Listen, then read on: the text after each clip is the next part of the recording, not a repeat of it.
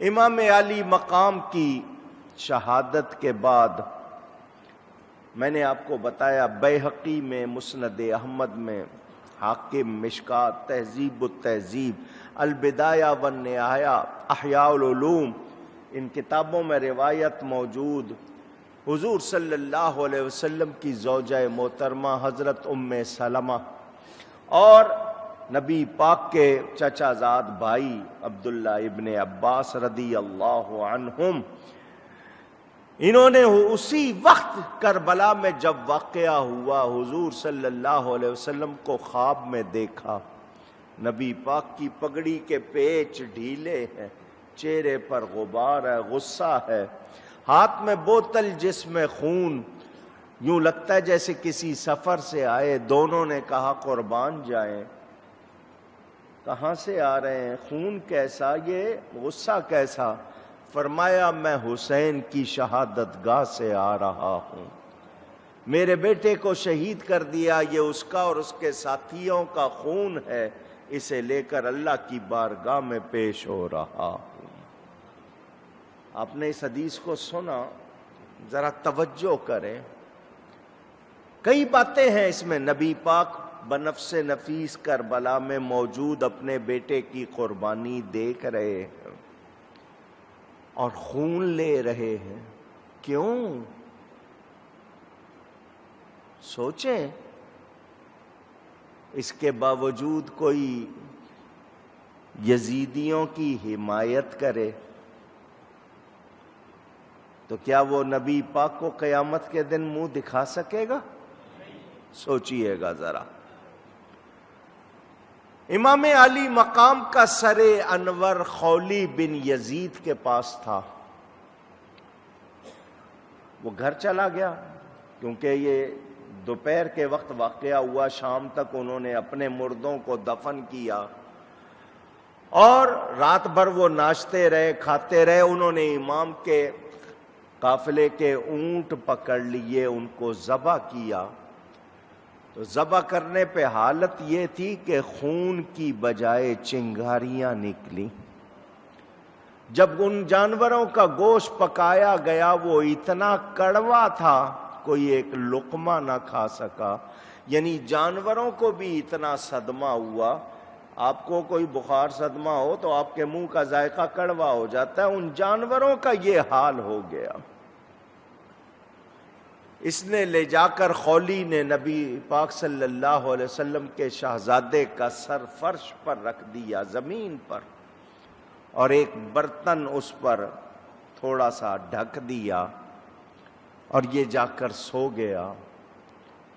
اس کی بیوی کا نام نوار تھا، وہ اٹھی،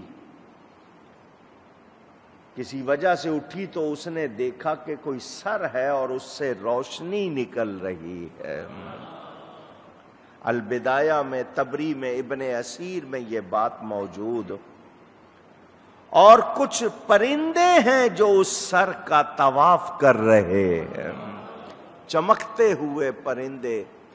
وہ کافی دیر تک یہ منظر دیکھتی رہی، سوچتی رہی، پھر اس نے شوہر کو اٹھایا، یہ کیا ہے؟ کس کا سر ہے؟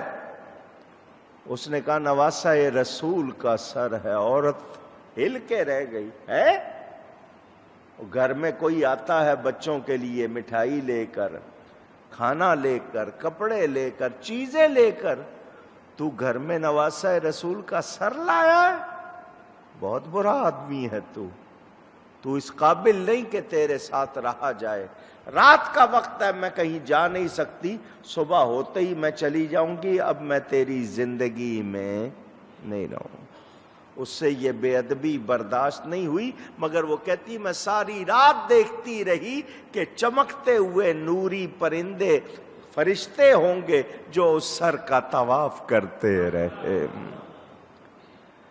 صبح ہوئی، اس ظالم نے حالانکہ رات کو یہ منظر خود بھی دیکھا مگر اسی طرح سر کو پکڑ لیا۔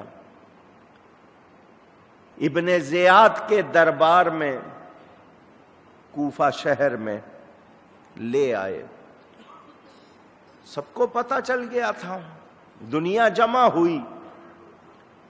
ابن زیاد کے سامنے امام پاک کا سر ایک برتن میں رکھ دیا گیا نیچے، اس کے ہاتھ میں چھڑی تھی لکڑی، یہ امام کے لبوں پر اور ان کے دانتوں پر مار رہا تھا۔ حضور صلی اللہ علیہ وسلم کے صحابی حضرت زید ابن ارقم رضی اللہ تعالی عنہ بوڑھے ہو چکے تھے مگر وہاں بیٹھے تھے، انہوں نے جب یہ دیکھا فرمایا اپنی چھڑی کو پرے کر، میری ان آنکھوں نے دیکھا حضور ان ہونٹوں کو چوما کرتے تھے، تو بوسہ گاہ مصطفیٰ کی بے ادبی کر رہا ہے۔ اس کو برا تو بہت لگا مگر اس نے چھڑی ہٹا لی۔ میں یہ صرف آپ کو سنا رہا ہوں مختصراً، ابن حجر عسقلانی ہے، امام بیہقی ہے، حافظ ابو نعیم ہے، علامہ ابن کثیر ہے، علامہ ابن حجر مکی ہے، امام سیوطی، یہ بڑے بڑے علماء ائمہ، اور شاہ عبدالعزیز محدث دہلوی نے روایتیں نقل کی ہیں۔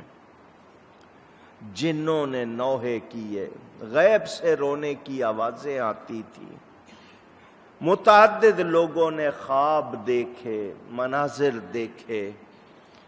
میں نے رات بتایا تھا کہ آسمان سے بصورت شبنم خون برسا، یہ اللہ کے سخت غضبناک ہونے کی ایک علامت، بلکہ یہاں تک علماء نے لکھا ہے اب بھی جو آسمان کے کناروں پر آپ کو سرخی نظر آتی ہے یہ حضرت امام کی شہادت سے پہلے نظر نہیں آتی تھی، یہ اس کے بعد سے آنے لگی ہے، یہ اسی سرخی کی وہ اس کو باقیات بتاتے ہیں۔ قاتل نے ابن زیاد کے سامنے کہا میرے اونٹوں کو سونے چاندی سے بھر دو، کیونکہ میں نے بہت شان والے بلند مرتبہ سردار کو قتل کیا ہے، وہ سردار جو حسب نسب اور انسانوں میں افضل اور بہتر تھا، ماں باپ کے لحاظ سے بھی دین کے لحاظ سے بھی۔ ابن زیاد نے کہا جب تیرے نزدیک وہ اتنے محترم تھے تو تو نے ان کو قتل کیوں کیا؟ اب تو انعام مانگتا ہے؟ اس نے حکم دیا اس کو بھی قتل کر دیا جائے۔ دین و دنیا سے ہاتھ دھو بیٹھے، نہ ادھر کے رہے نہ ادھر کے رہے، کچھ ملا اس کو؟ وہ کہہ رہا تھا سونا چاندی مل جائے، اس کو کچھ بھی ملا نہیں۔ اور ابھی یہ صرف دنیا میں ہے، آخرت کا عذاب ابھی باقی ہے۔ ابن زیاد نے بکواس کی، کہنے لگا سب تعریف اس اللہ کے لیے جس نے تمہیں قتل کیا اور تمہیں ذلیل کیا، معاذ اللہ۔ جب اس نے یہ بکواس کی، حضرت سیدہ زینب مولا کائنات کی بیٹی، حضرت امام کی بہن، انہوں نے جواب دیا الحمدللہ الذی اکرمنا بمحمد صلی اللہ علیہ وسلم وطہرنا تطہیرا۔ تو کہتا ہے اللہ نے ہمیں ذلیل کیا، تو جھوٹ بولتا ہے۔ سب تعریف اس اللہ کے لیے جس نے ہمیں عزت دی ہے اپنے پیارے نبی صلی اللہ علیہ وسلم کی برکت سے، اور ان کی برکت سے ہمیں پاک کیا ہے۔ ابن زیاد یہ باتیں کر رہا ہے، کیا مطلب اس کو خوشی ہوئی ہے نا؟ پوچھ رہا ہوں، اونچی اس کی نظر پڑ گئی حضرت امام زین العابدین پر، کہنے لگا خدا نے اسے کیوں قتل نہیں کیا؟ حضرت امام زین العابدین بڑے مطمئن ہو کر جواب دیتے ہیں، آیت پڑھی اللہ ہی جانوں کو قبض کرتا ہے، حین موتہا اللہ الذی یتوفاکم، کیا ہے آیت؟ حین موتہا اللہ تعالیٰ ہی جانوں کو قبض کرتا ہے جب ان کی موت کا وقت ہوتا ہے۔ آپ نے آیت پڑھی، وہ آگے سے بول نہیں سکا۔ اس نے کہا پتہ کرو یہ بالغ ہے۔